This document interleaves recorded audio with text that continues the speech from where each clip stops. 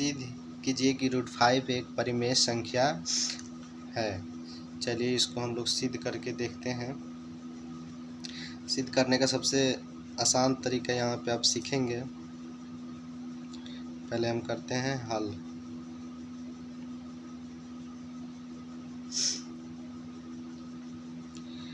तो आपके परीक्षा में प्रश्न ऐसे आ सकता है कि √5, √3, √7 यानी कि जो भी अभाज्य संख्याएं हैं उसी को सिद्ध करना है। तो सिद्ध करने के लिए ऐसे करेंगे, माना कि √5 एक अपरिमेय सिद्ध करना है तो हम इसका उल्टा मानेंगे। तो माना कि √5 एक परिमेय संख्या है, परिमेय संख्या है। तो परिमेय संख्या वह होता है जो p/q के रूप में रहे और HCF जो होना चाहिए p/q का वो 1 होना चाहिए। ये परिमेय संख्या का गुण है कि वो बटा में होना चाहिए और दोनों का HCF 1 आना चाहिए। तो इसको देखते हैं।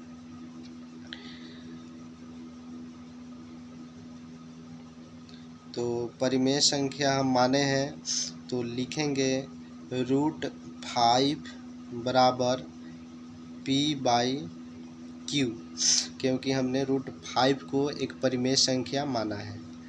तो अब इसके नीचे बटा में 1 रहता है हर अंक के नीचे। फिर यहाँ पे हम लोग क्रॉस मल्टीप्लिकेशन करेंगे तो p से 1 में गुना करेंगे तो p बराबर q से 5 में गुना करेंगे तो हो जाएगा √5q। अब लिखेंगे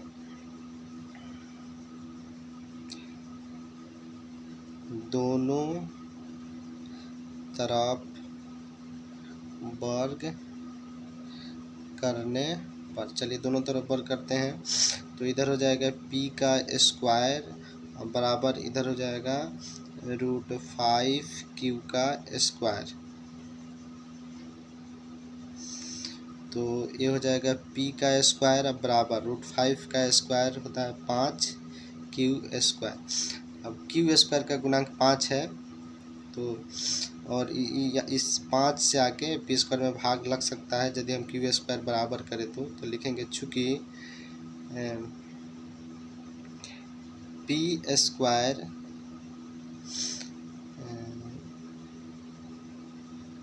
विभाजित है 5 से, इसीलिए p भी विभाजित होगा 5 से। यहाँ पे एक एग्जाम्पल में समझिए।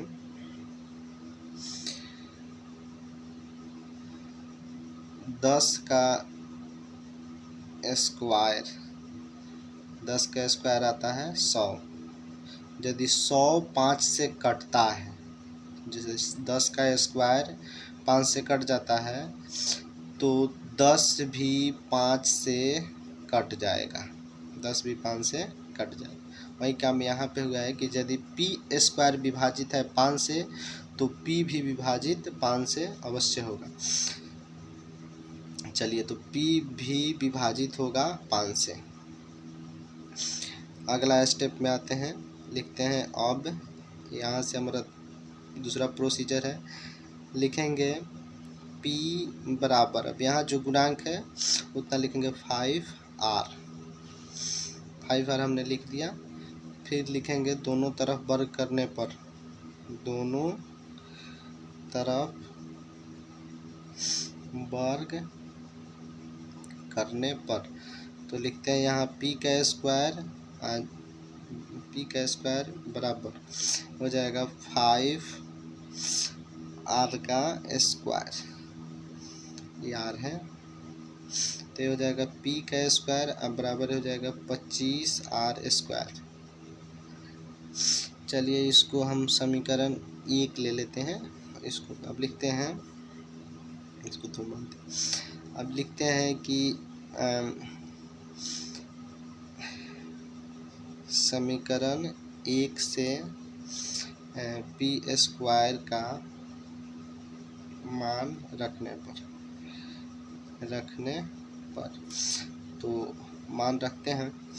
तो यहाँ मान रखते हैं p² का मान हमारा आया है, p² का मान आया है 5q²। तो p² की जगह पे लिख लेंगे 5q² बराबर 25r²। 5 से ही कट जाएगा, ये कटेगा 5, तो हो जाएगा q² बराबर 5r²। फिर वहीं आगे लिखेंगे, चूँकि q² विभाजित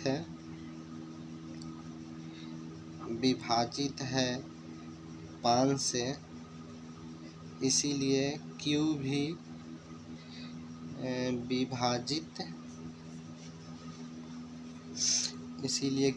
विभाजित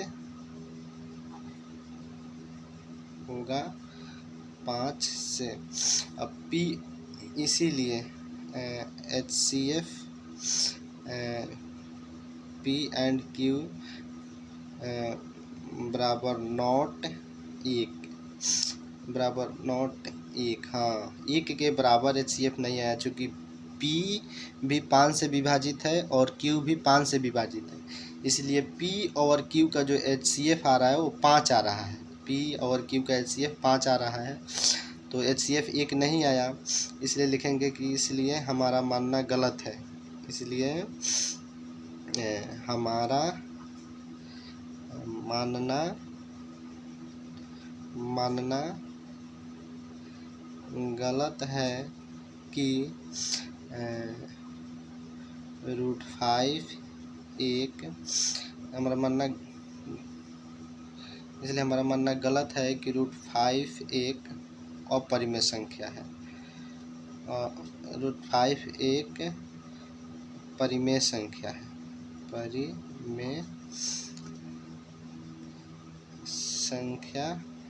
गलत माने तो सही क्या होगा, इसलिए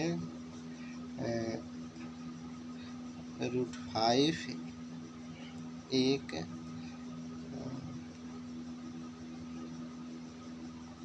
अपरिमेय संख्या होगा। हमने पहले √5 को एक परिमेय संख्या माना था, लेकिन अंत में आके p और q का HCF 1 नहीं आया, इसलिए वो जो हम माने थे वो गलत माने थे।